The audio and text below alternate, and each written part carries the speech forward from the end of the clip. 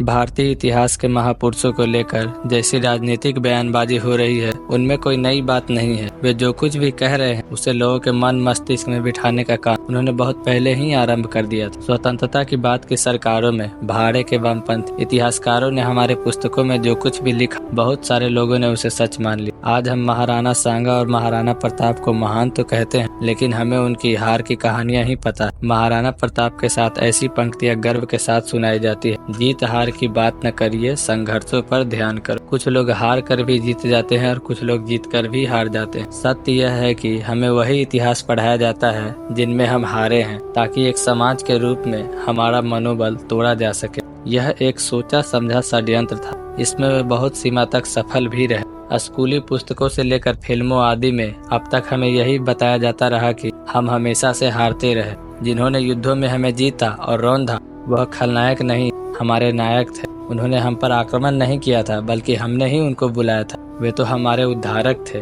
इस झूठ को वो बड़ी निर्लज्जता से बार बार बोलते रहे, भले ही 1000 बार सप्रमाण उनका खंडन किया जाता रहा। सोचिए, अगर हमारे पूर्वज युद्ध हारते ही रहे तो हम 1200 वर्षों से जीवित कैसे हैं? हम 1200 वर्षों से हिंदू कैसे बने हुए हैं? हमारे पूर्वजों की भूमि की चौहद्दी बहुत कुछ गवाकर भी प्रायः वैसे ही क्यों है? और उसी चौहद्दी को प्राप्त करने के लिए हम आज भी प्रतिबद्ध क्यों हैं? वर्ष 1947 में कठिन स्वतंत्रता के बाद भी हमारे मन और मस्तिष्क में यह बात बिठाई जाती रही कि राजपूतों ने लड़ाइयाँ तो लड़ी, लेकिन वे हारे हुए योद्धा थे। वे कभी अलाउद्दीन खिलजी से हारे, कभी बाबर से हारे, कभी अकबर से और कभी औरंगजेब से। क्या वास्तव में ऐसा ही है? मेवाड़ के राणा सांगा ने 100 से अधिक युद्ध लड़े, जिनमें मात्र एक युद्ध में उन्हें पीछे हटना पड़ा। हमारे इतिहास की पुस्तकें उसी एक युद्ध की कहानी सुनाती है। उसी युद्ध से राणा सांगा का इतिहास शुरू होता है और उसी पर समाप्त हो जाता है। राणा सांगा द्वारा लड़े गए खंडार, अहमदनगर, बाड़ी, गागरोन, ईडर, खतौली जैसे युद्धों के बारे में हमारी नई पीढ़ियां कुछ नहीं जानती,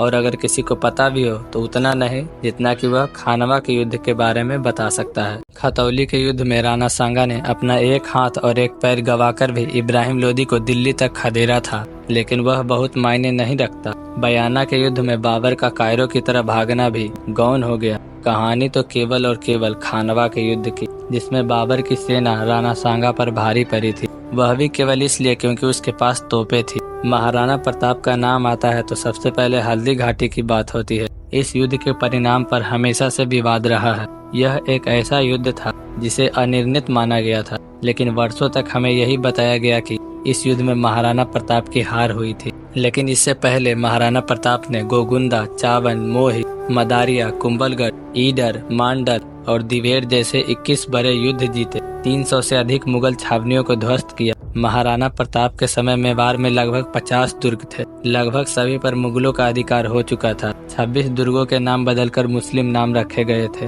उदयपुर मुहम्मदाबाद और चित्तौड़गढ़ अकबराबाद बन चुका था। फिर कैसे आज हम उदयपुर को उदयपुर और चित्तौड़गढ़ को चित्तौड़गढ़ के नाम से ही जानते हैं, यह हमें कोई नहीं बताता। 50 में से 2 दुर्ग को छोड़कर शेष सभी पर महाराणा प्रताप ने विजय प्राप्त कर ली थी और लगभग संपूर्ण मेवाड़ पर दोबारा अधिकार किया। लेकिन हमें तो केवल हल्दी घाटी का युद्ध पढ़ाया जाएगा, बाकी युद्ध तो गौण है इसके आगे। राणा अमर सिंह ने मुगल लुटेरे जहांगीर से 17 बड़े युद्ध लड़े, उसकी 100 से अधिक चौकियां ध्वस्त की। लेकिन हमें पढ़ाया जाता है कि वर्ष 1615 में महाराणा अमर सिंह ने मुगलों से संधि कर ली थी। वर्ष 1597 से 1615 के बीच का पूरा इतिहास पुस्तकों से लुप्त है। महाराणा कुंभा ने 32 दुर्ग बनवाए, ढेरों ग्रंथ लिखे, विजय स्तंभ बनवाया, यह हम सब जानते हैं। पर क्या आप महाराणा कुंभा द्वारा लड़े गए 4-5 युद्धों के नाम बता सकते हैं? महाराणा कुंभा ने 56 युद्ध लड़े और 56 के 56 सभी युद्ध जीते। अपने जीवन काल में कभी पराजित नहीं हुए। चित्तौड़गढ़ की कहानी आती है तो हमें बताया जाता है कि अलाउद्दीन खिलजी ने रावल रतन सिंह को पराजित किया। बहादुर शाह ने राणा विक्रमादित्य के समय चित्तौड़गढ़ दुर्ग जीता।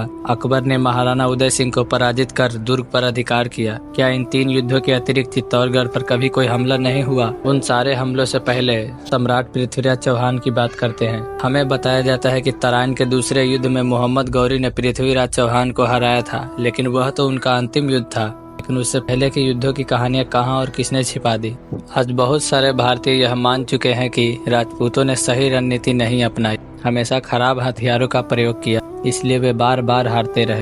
अब उन्हें किन शब्दों में समझाए कि उन्हीं हथियारों से हमने अनगिनत युद्ध जीते, मातृभूमि का लहू से अभिषेक किया, सैकड़ों वर्षों तक विदेशी शत्रुओं की आग उगलती हुई तोपों का अपनी तलवारों से सामना किया। हाँ, वे हारे, लेकिन शत्रुओं के हाथों नहीं बल्कि उन्हीं कृतज्ञ भारतीयों से जिनके लिए उन्होंने अपना सर्वस्व बलिदान कर दिया। उन्हें ही आज हम कांग्रेसी, समाजवादी, वामपंथी जैसे नामों से जानते हैं। दोस्तों, इस वीडियो के माध्यम से सभी हिंदुओं को जागृत करना और एक करना ही हमारा उद्देश्य है। यदि वीडियो पसंद आए तो वीडियो को लाइक करें और चैनल को सब्सक्राइब करना ना भूलें। जय भवानी।